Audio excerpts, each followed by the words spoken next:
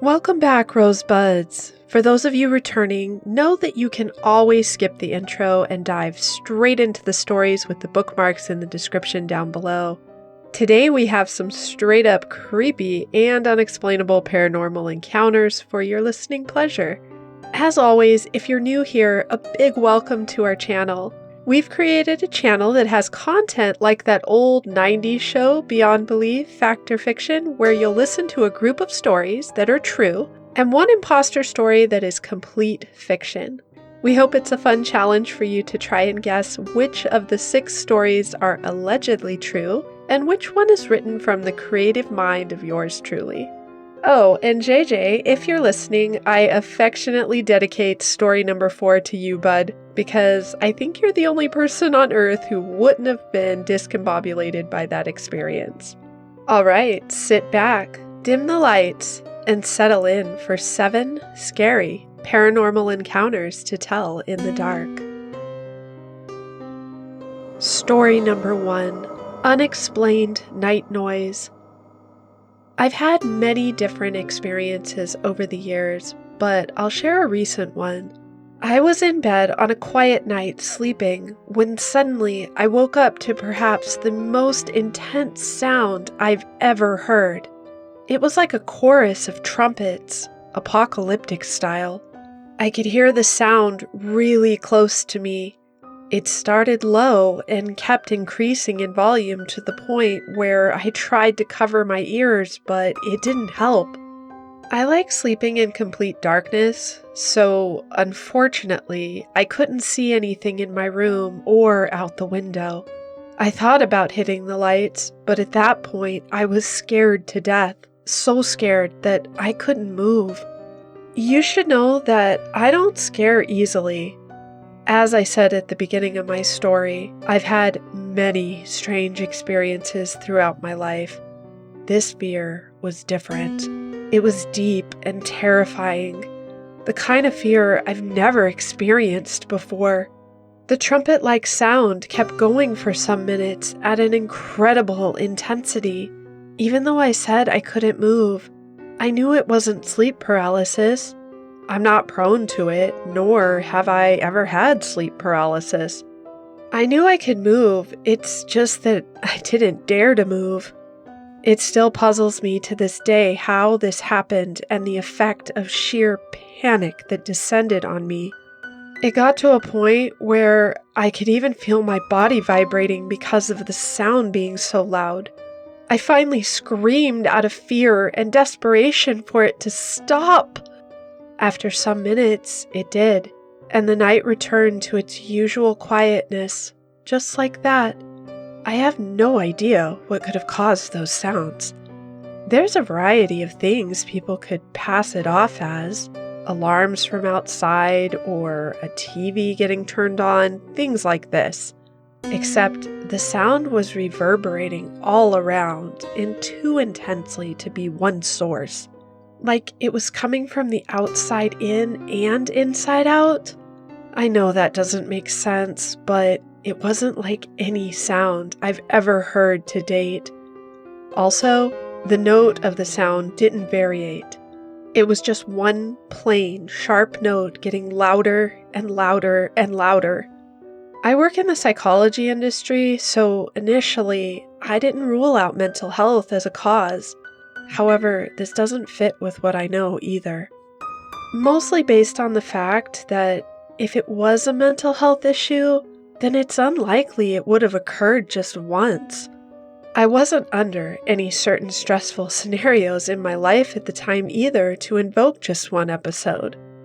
I waited to see if this would occur again in some variation or another, and it never did.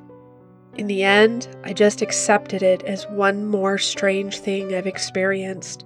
But what confuses me most is the horror I felt. In my life, I've seen things, heard things, and felt things. I can relate to almost anything, and it doesn't affect my daily life. I simply don't react with panic when such things happen to me. Then this, and only this experience, caused a fear inside of me that I didn't even know existed. And maybe it seems strange, but the fear it was able to cause bothers me more than what the source of the noise was. Story number 2, a close connection. My sister and I are very close. Like close in the way twins are, but she's 3 years older than I am. We've always had this connection, but there was this one incident that still gives me chills. It happened way before them our fancy cell phones, internet access, etc. I was 14, into baseball, and playing in a tournament in another state. My sister that day had gone to the beach with her friend and their family. It was a Sunday afternoon, the sun was out, no clouds, great day for baseball. From nowhere, the daylight seemed like it was suddenly sucked away from me. It was like I was in a dark room with a 40-watt bulb at a far end. Don't know how, but I knew that Sis was going to be, or already had been, involved in a car wreck. All I could do was sit in that dugout and keep repeating to myself over and over, "Sis, get out of the car and walk! Get out of the car and walk!" After an interval, and I don't know how long it was, everything returned to normal, at least sight-wise. I played through the tournament games, unfortunately placed third, damn. Anyway, it was after 1 a.m. when we pulled into the driveway at home. I heard the phone ringing as we approached the front door. It was my sister, panicked, anxious, but unhurt. Turns out, a drunk driver hit the car at about 90 miles per hour, putting her friend's mother and older sister in the hospital ICU. The mom died about a month later because of the wreck. Here's the unexplainable part. My sister and her friend had gotten out of the car 1 block before the wreck occurred. She had this overwhelming feeling of dread, and she kept hearing me practically screaming in her head for her to get out of the car. So she told the mom she needed to get out and she would walk. The mom was confused, but I guess my sister used such a forceful and strange tone that the mom didn't argue. Her friend, the younger sister, followed her, maybe to make sure she was okay. The older sister lived, but it took a long time to recover. There are times when we feel our connection. I can still feel when she's down and vice versa, but nothing this profound ever happened again. I simply can't explain it. Story number 3, Deja Vu. My story probably isn't very significant, but here goes. At the time, I was living in a house where, when you walked in the front door, you were on a little landing with the upstairs in front of you. There was a living room on the left and a wall on the right. Upstairs was mostly just a balcony overlooking the living room and a way into 3 rooms, one of which was mine. I had a dream, which I don't recall the fine details, but I remember it was a night and I was standing on the balcony, right up by the handrail. I saw my father sitting on the couch talking with my mother and a visiting relative, and he was saying something about ambulances, and at one point he threw his hands up in the air and chokingly exclaimed, "Oh no!" I didn't think anything on it, but then, a few months later, I woke up from a nap, and I groggily went out and saw the exact scene I described before. I heard the sentence about ambulances and something clicked in my head. I couldn't think to do anything, but without thinking, I threw my hands up about a second before my father threw his hands up and exclaimed, "Oh no!" I don't think I have a psychic gift or anything like that, but I also felt like this situation wasn't just a coincidence. We now interrupt this broadcast for a brief Black Rose PSA. Did you know that if you don't press the like button right now, you'll be forced to endure the curse of mushy brown bananas? No matter how bright and yellow your bananas are when you buy them at the store, by the time you get home, they'll always be near rotten when you pull them out of the bag. It's absolutely true, so press that like button And for an extra measure of protection, share our video with a friend. All right, back to our regularly scheduled broadcast. Story number 4, Three-Pronged Forks. When I was a kid, maybe like 11 or 12, I came home from school one day to make myself a snack, and I opened our silverware drawer to find distinctly different forks than the ones we had always had. Like 3 prongs instead of 4. Different shaped tines, different shaped handles, subtle but unmistakable. I had been using these all of my life up until that point. I showed them to my family, bemused at first, stating bluntly, "Oh, we got new forks." Everyone denied it. "No, these are the forks we've always had." My alarm grew. Clearly, they had bought new forks. I had eaten every meal of my life with the same forks. I knew my forks. These were not them. I insisted. They persisted. These were the forks we've always had. They began to look at me strangely. I pointed out the clear and obvious differences. The tines. Look at the tines. My father, ever the joker, shrugged and said, "The tines, they are a-changin'." To this day, I swear I must have stepped into some hyperdimensional membrane into a parallel universe, but the most boring and mundane alternative reality, where the only difference was the choice of forks that my parents had purchased years prior? Ay vey, why couldn't it have been an alternate reality with a 4-story mansion, not fork tines?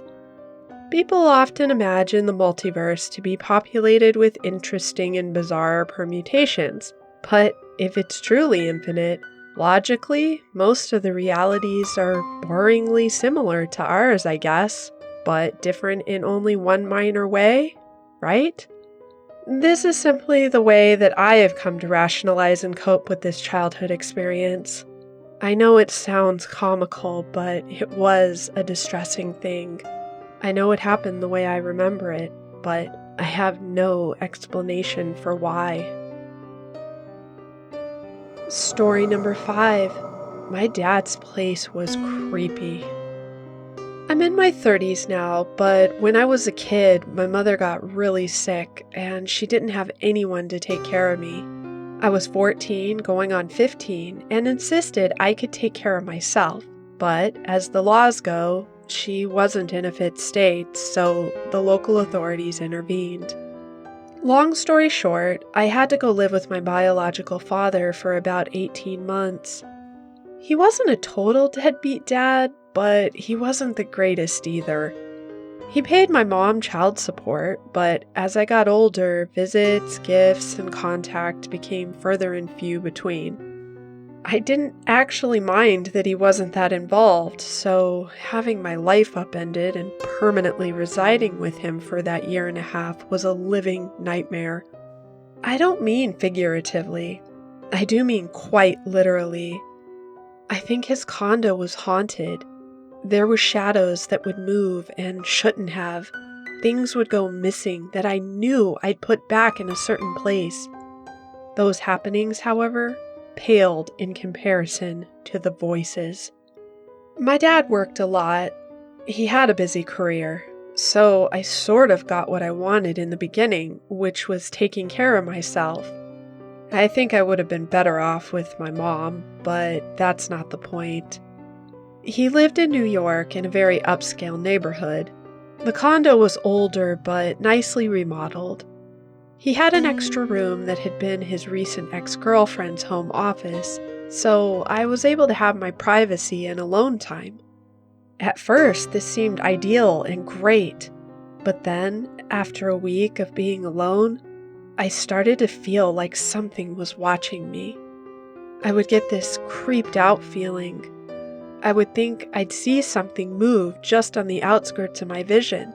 I'd turn my head quickly and catch the glimpse of a shadowy person or form, but then it would disappear. After about a week, and this would happen mostly at night before my dad got off work, I'd be watching TV in my room and hear what sounded like voices whispering in the hallway. I'd carefully open my door and peek out. Sometimes I'd go inspect, calling out, "Dad?" but no one would answer. This started to happen so much, I'd leave every light in the house on. That seemed to help make the whispering stop for some time, but then my dad came home and yelled a few times at me for leaving all the lights on. Something about the power bill, blah blah blah. I was old enough to know that you shouldn't leave all the lights on, but I couldn't exactly confide in my dad. We weren't close, and he was a pragmatic business guy. There was no way I was going to tell him what was going on. I learned to time Dad's probable arrival home from work and would go through the house just before and turn all the lights off. Then as the months passed, it got worse. It wasn't just outside my door, it was nearly all the time. On and off, but only when I was alone. The voices were starting to feel as if they were right in my ear, even if I was watching TV in my bedroom. I didn't get much sleep because I had to wear headphones and blast my music really loud to drown out this persistent whispering. I also started to have terrible dreams, awful night terrors, and I got really depressed. I felt like I was going crazy. I was a pretty smart kid and knew about schizophrenia. I thought that I was developing it. But like I said, I couldn't go to my dad, and I didn't want to worry my mom, who was trying to recover. I wanted to test my theory that I was either mentally ill or not. That's when I got the idea to be out of the house as much as possible. I started joining after-school programs, despite my resolve to not make friends in the city. I learned to use the city transit and stayed out as late as I possibly could just to avoid being at home. I hated it because I was exhausted. There were times I just wanted to be at home in the comfort of my bed to relax, and I couldn't. After some weeks, at least my theory proved true. As I paid attention to when I would hear the voices, I started to consciously realize they were only ever at Dad's place. I'm unsure how I got through that year and a half, but I managed. I think there was a part of me that was scared that when I got back home with Mom, the voices would follow me, and it would mean I had a mental illness I'd have to address. Well, Mom got better, and when I returned, things were fine. I was very much on edge for a few weeks, but then nothing happened. It's been over 15 years now, and I've never had any occurrences of hearing unusual voices or whispering like I did that time living with my dad. My father and I still talk, but it's strained and a complicated relationship. I never visit him at his house. We perhaps go to lunch if I'm in the city, but I refuse to meet with him in his home. Even though it's not the same place he used to live in when I was a kid, I don't think I can ever be comfortable being in my dad's home ever again. Story number 6, The Wrong Room. My parents were very strict about us children getting out of bed at night. Even if we just get up to use the bathroom, they'd get extremely angry. So naturally, I'd be as quiet as humanly possible if I ever had to go pee at night. This included not turning on any lights in the room I shared with my little brother or anywhere else in the flat. So I had memorized the way to the bathroom by literally counting my steps so I could get there and do my thing in complete darkness and then get back. One night, I climbed out of our bunk bed, turned right, walked 3 steps, and grabbed the door handle. Except there was no door handle. There was only thin air. I thought I must have miscounted my steps, so I took another one, nothing, and another one, and bumped straight into a table. This was highly confusing because that table was supposed to be at the wall opposite of our bed, but I figured our parents must have moved it in front of the door to stop us from leaving our room at night, right? I really had to go pee though, so I tried to climb over the table only to bump into the wall behind it. I started to panic because clearly the door that had always been at that exact spot had just vanished. I frantically searched the wall with my hands, threw a bunch of toys on the floor in the process, and finally started crying, waking everybody up. When my parents came and turned the light on, I was horrified to find that the entire layout of the room had changed.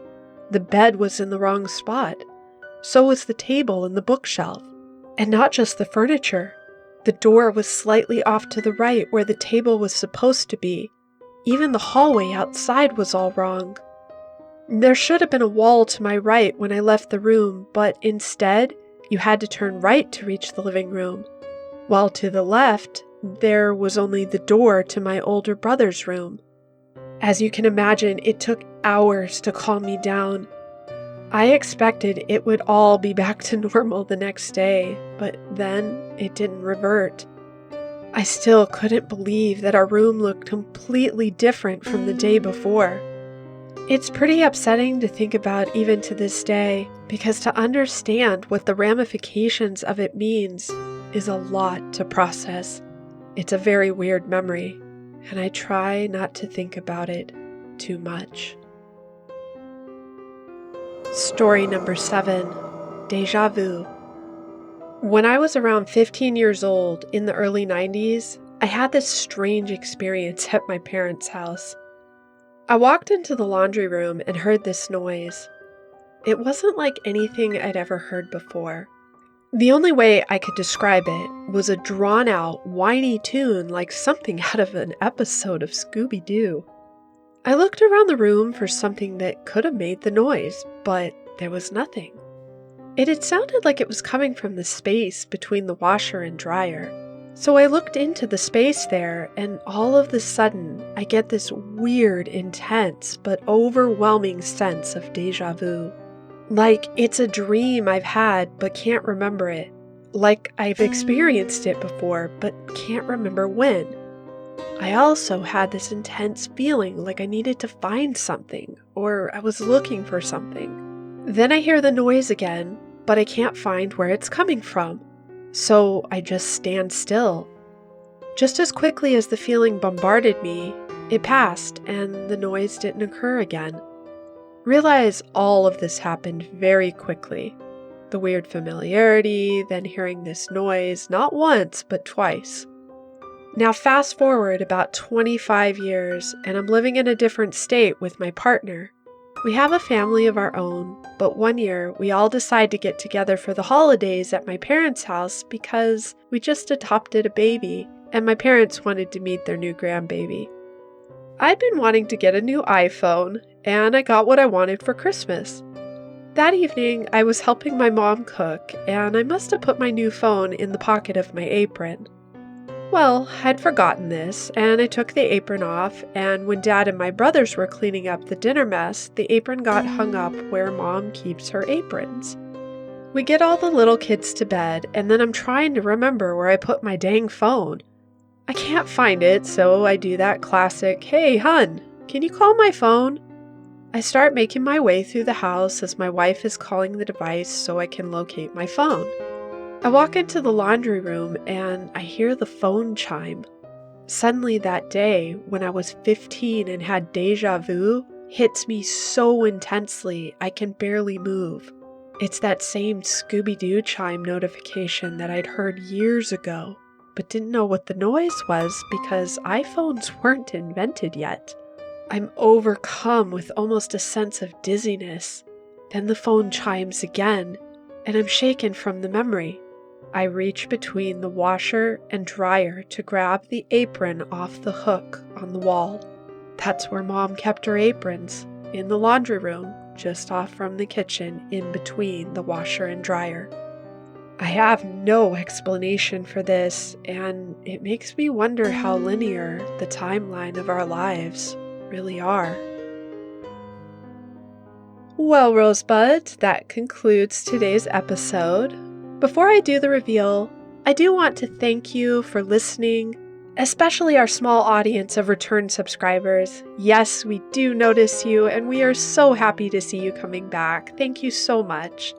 We'd love to know in the comments below what genre of paranormal stories you love hearing most.